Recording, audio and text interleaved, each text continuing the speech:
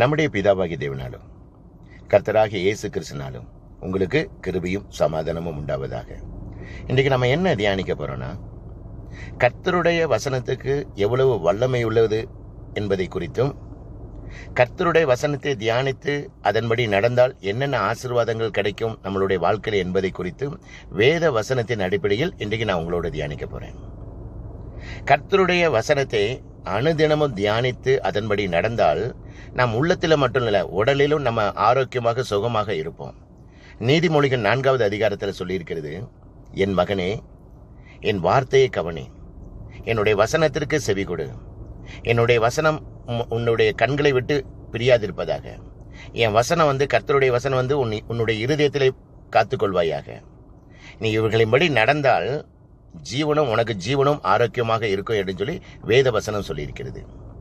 மத்தேயு 8வது அதிகாரத்தில் அநேக பிசாசு பிடித்தவர்களை கர்த்தரிடத்தில் கொண்டு வராங்க. கர்த்தர் தமது வார்த்தையினாலே அந்த பிசாசுகளை துரத்துகிறார். துரத்தினது மட்டுமல்ல, பிணியாளிகளை சுஸ்தமாக்குகிறார். கர்த்தருடைய வசனத்துக்கு அவ்வளவு வல்லமை இருக்கிறது. சங்கீதம் 107 சொல்லியிருக்கிறது, என் வசனங்களை நான் அனுப்பி அவர்களுடைய நோய்களிலிருந்து குணமாக்கி அவர்களை அழிவுக்கு நான் தப்புவிப்பேன் என்று சொல்லியிருக்கிறாரு. 1 பேதுரு 2வது அதிகாரத்தில் வசனம் சொல்லியிருக்கிறது, நீங்கள் புதிதாய் பிறந்த குழந்தைகளைப் போல வளரும்படி திருவசனமாகிய களங்கமில்லாத ஞானப்பாலின் மேல் வாஞ்சியாக இருங்கள். ஏசாயா 66 சொல்லியிருக்கிறது, கர்த்தர் சொல்லியிருக்கிறார், வானம் எனக்கு சிங்காசனம், பூமி எனக்கு பாதப்படி, நீங்கள் எனக்கு கட்டும் ஆலயம் எப்படிப்பட்டது, நான் தங்கியிருக்கும் ஸ்தலம் எப்படிப்பட்டது, என் வசனத்துக்கு சிறுமைப்பட்டு ஆவியில் நொறுங்குண்டு என் வசனத்துக்கு நடுங்குகிறவனே நான் நோக்கி பார்ப்பேன் என்று சொல்லியிருக்கிறார். எரேமியா 23வது அதிகாரத்தில் சொல்லியிருக்கிறது, சொப்பனம் கண்ட தீர்க்கதரிசி சொப்பனத்தை விவரிப்பனாக, என் வார்த்தை உள்ளவன் எவனோ அவன் என் வார்த்தை உண்மையாய் சொல்லுவனாக.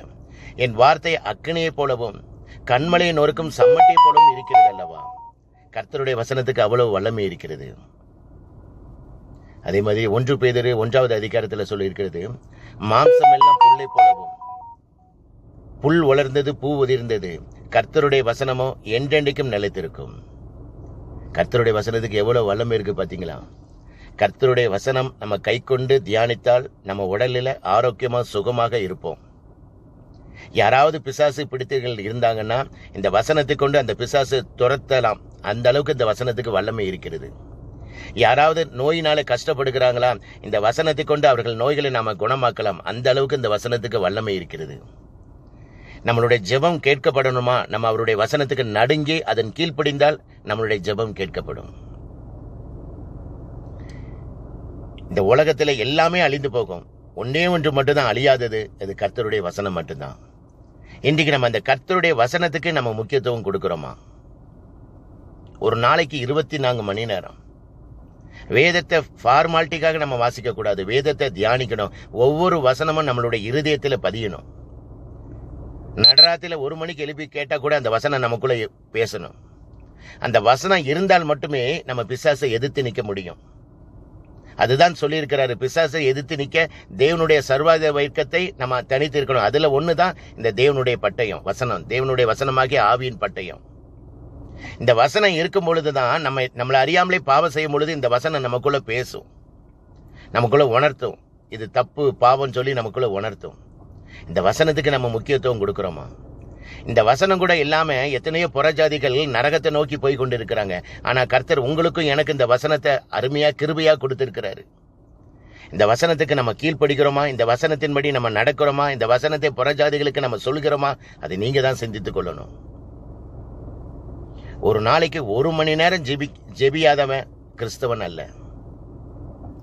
ஒரு நாளைக்கு 1 மணி நேரம் நான் சொல்றது மினிமம் 1 மணி நேரம் கிடைக்கிற நேரம்லாம் நம்ம வேதத்தை தியானிக்கலைன்னா அவன் கிறிஸ்தவனே கிடையாது.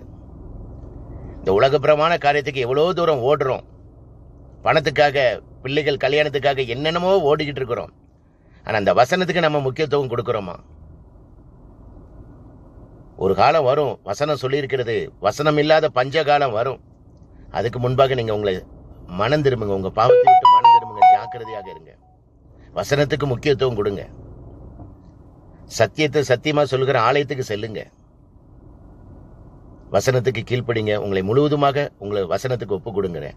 இன்னைக்கு நம்ம எப்படி எந்த ஸ்தானத்தில் இருக்கிறோம் அது நீங்க தான் சிந்திக்கணும். இன்னைக்கு நம்ம வசனத்துக்கு முக்கியத்துவம் கொடுக்கிறோமா? வசனத்தை தியானிக்கிறோமா? வசனத்தின்படி நடக்கிறோமா? வசனத்துக்கு கீழ்ப்படுகிறோமா? அது நீங்க தான் சிந்தித்துக் கொள்ளணும்.